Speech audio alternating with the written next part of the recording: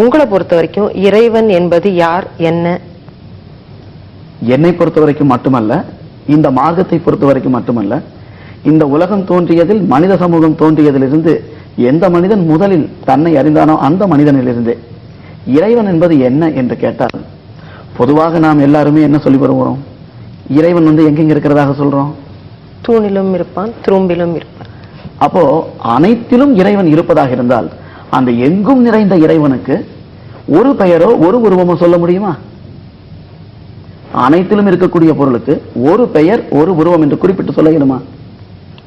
முடியாது.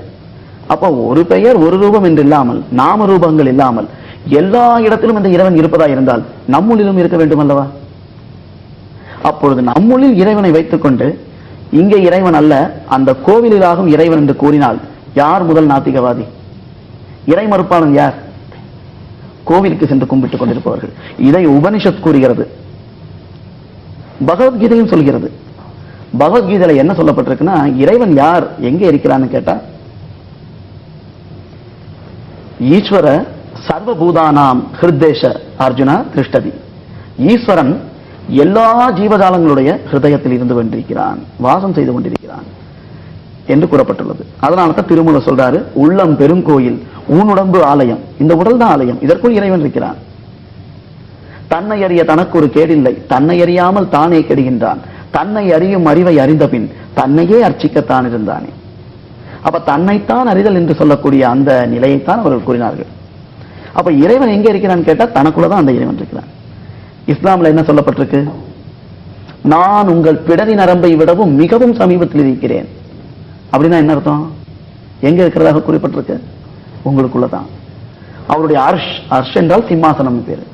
அது எங்க என்று கேட்டால், இந்த இரண்டு காதுகளுக்கு நேரா கோடு, இந்த பக்கம் ரெண்டு கோடு, கீழிருந்து ஒரு கோடு, மேலிருந்து கோடு, இதையெல்லாம் இணையக்கூடிய இடம் எதுவோ அதுதான் அர்ஷ், சிம்மாசனம். அங்குதான் இறைவன் இருக்கிறான், அங்குதான் பிரகாசம் இருந்து கொண்டிருக்கிறது.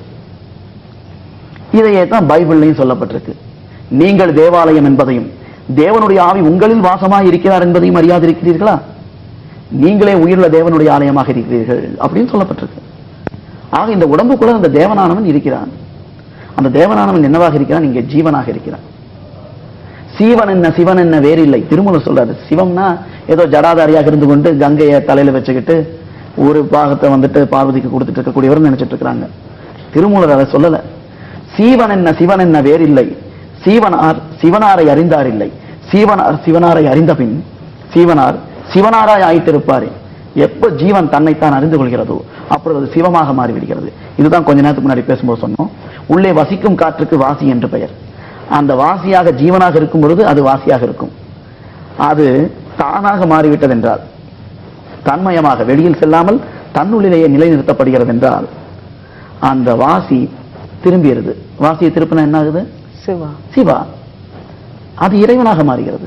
அதனால்தான் சீவன் என்ன சிவன் என்ன வேறில்லைன்னு சொன்னது. இந்த ஜீவன் தான் சிவம். அந்த ஜீவனாக இருக்கக்கூடிய சிவத்தை நாம் என்ன செய்கிறோம்? இதுவல்ல சிவம், ஈஸ்வரன் இதுவல்ல, கோவிலாகும் என்று கூறும் பொழுது முதல் இறை மறுப்பாளன் யார்?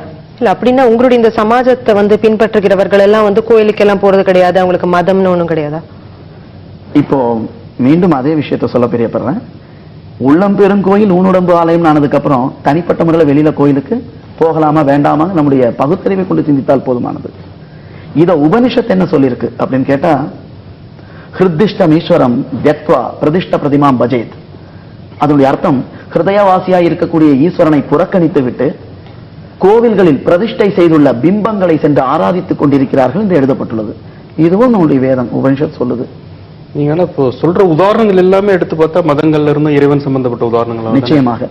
ஏனால் இது அனைத்தும் எதிலிருந்து வந்திருக்கு? இந்த ஞானிகள், தன்னை அறிந்த ஞானிகள் கூறின வசனங்கள். ஏன்னா அதை நம்ம வேற வகையில நம்ம அர்த்தம் பண்ணிட்டு இருந்தனாலதான் தவறு நடந்திருக்குன்னு சொல்றோம். பாருங்க, மதம்ங்கிற ஒரு நிலைமை இறைவனை வைத்துதான் இங்க மதம் உண்டாயிருக்கு. என்னுடைய இறைவன் வேற உன்னுடைய இறைவன் வேறன்னு சொல்லிட்டு மதங்கள் உண்டாகி, மதங்கள் உண்டான உடனேயே மனிதனுக்குள்ள வேற்றுமை வந்துருது. என்னுடைய மதம் வேறு உன்னுடைய மதம் வேறுன்னு ஆயிருது. எப்பொழுது என்னுடைய மதம் உங்களுடைய மதம் வேறு என்று ஆகிவிட்டதோ அப்பொழுது சத்தியம் போய்விடுகிறது. நியாயம் இல்லை, அகிம்சை இல்லை, தர்மம் இல்லை, மரியாதை இல்லை. இந்த சத்குணங்கள் எல்லாம் நசிந்து போய்விடுகிறது, இல்லாமலாகி விடுகிறது. அப்புறம் என்னுடைய மதத்திற்கு வேண்டி நான் எதுவும் செய்வேன், உன்னுடைய மதத்திற்கு நான் அனுசரிக்க மாட்டேன் என்று கூறிவிட்டு மனிதன் தனக்குள் தன்னையும் அறியாமல், தன்னுடைய தலைவனையும் அறியாமல், தன்னுடைய மார்க்கத்தை காண்பித்து தந்த அந்த தலைவருடைய அல்லது அந்த மார்க்கதரிசியினுடைய உண்மை அர்த்தத்தை விளங்கிக் கொள்ளாமல், வாழ்க்கையும் புரிந்து கொள்ளாமல் ஒன்றுக்கொன்று சண்டையிட்டுக் கொண்டு விலங்குகளை விடவும் கேவலமாக வாழ்ந்து கொண்டிருக்கிறான். இதுதான் பகுத்தறிவும், இதுதான் மனிதனுடைய நாகரிகமும், இதுதான் பண்பாடும் என்கிறீர்களா? அப்படி அல்லவே. ஞானிகள் எதற்காக சொன்னாங்கன்னு கேட்டா, மதத்தை ஸ்தாபிக்கவே இல்லை. அவர்கள் இறைவனை குறித்து பேசின வார்த்தை அனைத்துமே மேலே எங்கேயோ இருக்கிறாரனோ 5 தலையோட 10 தலையோட இருக்கிறதாக அவங்க பேசவே கிடையாது. இதெல்லாம் வந்து உருவங்கள்லாம் எதுக்கு கொடுக்கப்பட்டிருக்குன்னு கேட்டா, 3, 2, 5ங்கிறது புரியறதுக்கு குழந்தைகளுக்கு முதல்ல விரலை விட்டோ அல்லது ஏதாவது ஆப்ஜெக்ட்ஸ் பொருட்களை வச்சோ நமக்கு தத்துவத்தை புரிய வைக்கிறாங்க. கணக்கு புரிஞ்சதுக்கு அப்புறம் இந்த பொருளை நம்ம இப்ப யாருமே கையாளுவது கிடையாது. இதே போல சரியை கிரியை யோகம் ஞானம்னு சொல்லக்கூடிய 4 முறைகளை வைத்து அந்த 4 முறைகள்ல உருவ வழிபாடு முதல் படி என்று அவர்கள் காண்பித்தார்கள். அந்த உருவங்கள் அனைத்துமே நமக்கு உள்ளிருப்பது. இதை நாம விளங்கிக்காம 7 வானங்களுக்கு அப்பால் ஏதோ இறைவன் இருப்பதாக நினைத்துக் கொண்டு நாம் இன்னமும் வானத்தை பார்த்து கதறி கொண்டிருக்கிறோம். பிதாவே எங்களை ரட்சியுங்கள் என்றோ, இறைவா எங்களை ரட்சியுங்கள் என்றோ, அல்லது சாமியை என்னை காப்பாற்றுங்க என்றோ ஏதோ ஒரு வார்த்தையை கூறிக்கொண்டு கதறுகிறோம். உண்மையிலே கதறுவதனால் என்ன பயன்? ஆக ஈஸ்வரன் என்பவன், ஈஸ்வரன் என்றால் என்ன அர்த்தம்? ஈஸ் என்றால் பரணம், ஆளுதல். பரன் என்றால் வல்லமையுடையவன். ஈஸ்வரன் என்றால் ஆளுவதற்கு வல்லமையுடையவன். நம்மை ஆண்டு கொண்டிருப்பது யார்? அவனன்றி ஓர் அணுவும் அசையாது என்று ஒரு வாக்கியம் கூடி உண்டு. அப்பொழுது நம்மை ஆண்டு கொண்டிருப்பவன் யார்? நன்றாக சிந்தித்து பாருங்கள். நம்மை சிருஷ்டித்தது நம்முடைய தாயும் தகப்பனும். நம் தாயும் தகப்பனுக்கு உயிரில்லை என்றால் நம்மை சிருஷ்டித்திருக்க முடியுமா? 2 பிணங்கள் கூடி ஒரு உயிரை சிருஷ்டிக்க முடியாது. சிருஷ்டி வேண்டும் என்றால் என்ன வேண்டும்? அங்கு 2 உயிர்கள், அந்த 2 உடம்புலையும் உயிர் வேண்டும். அதாவது சுவாசமானது ஓடிக்கொண்டிருக்க வேண்டும். உயிர் இல்லை என்று நாம் எப்ப வச்சு தீர்மானிப்போம்? சுவாசம் இருக்கா அப்படின்னு பார்ப்போம். அப்ப இந்த சுவாசம் ஓடிக்கொண்டிருக்கக்கூடிய நேரத்தில் அவர்களுக்கு மனம் உண்டாகி ஒரு சிருஷ்டியை உண்டாக்குறாங்க. அப்ப நம்மை படைத்தது யார்? நம்மை காப்பாற்றிக் கொண்டிருப்பது யார்? வாயு இல்லை என்றால் நம்ம இப்ப என்ன இருப்போம்? செத்து போயிருப்போம். வாயு இங்க இல்லைன்னா நம்ம செத்து போயிருப்போம். வாயு தான் நம்மளை காப்பாத்திட்டு இருக்கிறது. இதே வாயு நம்ம உடம்புல இருந்து பிரிஞ்சு இந்த உணர்வு விட்டு போயிருச்சுன்னு சொன்னா, இந்த வாயு விட்டு போயிருச்சுன்னு சொன்னா நம்ம பிணமாகி விடுகிறோம். சிருஷ்டி ஸ்திதி சம்ஹாரம் என்று சொல்லக்கூடிய 3 தொழில்களையும் செய்து கொண்டிருப்பது இந்த வாயு தான். அந்த வாயு தான் இங்க ஈஸ்வரனா இருந்துட்டு இருக்கு. அந்த ஈஸ்வரன் இங்க வாயு ரூபமாக இருந்து கொண்டிருக்கிறான். அதை நாம ஜீவன் என்றோ ஆத்மாவென்றோ ஏதோ ஒன்று குறித்து பேசுகிறோம். இது அகஸ்தியர் ரொம்ப அழகா சொல்றாரு. ஆச்சப்பா இந்த முறை 14 பேரும் அயன் மா லரனோடு தேவரெல்லாம் மூச்சப்பா தெய்வம் என்றே அறிய சொன்னார். முனிவர்கள் இருடியரும் இப்படியே சொன்னார். பேச்சப்பா பேசாமல் நூலைப்பாரு, பேரான காரணத்தை நினைவாய்க்காரு. பேரான காரணம் இந்த இறைவனை நினைவாய்க்காரு காத்துக்கொள். வாச்சப்பா இந்த முறை காக்கும் பேர்கள். இப்படி யார் காத்துக் கொள்கிறாரோ வாசி நடு மையத்துள் வாழ்வார்கானே. இந்த வாசி நடு மையம் சொல்லக்கூடிய இந்த இமைகளுக்கு மையமான இமயத்தில் அந்த சிவன் இருந்து கொண்டிருக்கிறான். சிவன் என்ன? சிவம்னா என்னன்னு சொன்னோம்? ஜீவன் சொன்னோம். அந்த ஜீவன் தான் சிவம். அந்த சிவம் இருக்கக்கூடிய இடம் இமயம். இந்த இமைகளுக்கு மையம் இமயம். இதுக்குள்ளதான் அந்த சிவமானது அமர்ந்து கொண்டிருக்கிறார். ஆகவே இந்த உள்ளுக்குள்ள இருக்கக்கூடிய அந்த சுவாசத்தை மூலியமாக நாம் இப்பொழுது வாழவும், நாம் பிறக்கவும், வாழவும், அழியவும் செய்து கொண்டிருக்கிறோம். ஆக இந்த 3 தொழில்களையும் செய்யக்கூடிய இந்த வாயு தான் ஈஸ்வரன்கிறது நமக்கு இங்கே விளங்கி வருது.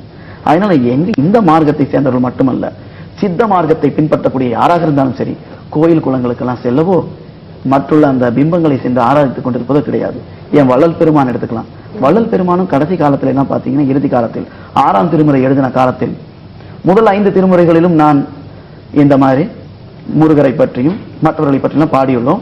ஆனால் அது மிகவும் அபத்தமாக போய்விட்டது. அன்று எனக்கு அற்ப அறிவாக இருந்ததுன்னு சொல்றார். 6ஆம் திருமுறையில அதையெல்லாம் வெட்ட வெளிச்சமாக சொல்றார். வேதங்களிலும் புராணங்களிலும் இதிகாசாதிகளும் ஒன்றிலும் கூட இறைவனை பற்றிய உண்மையை கூறவில்லை. அவற்றில் மண்ணை போட்டு மறைத்து விட்டார்கள் அவர் குறிப்பிடுறார்.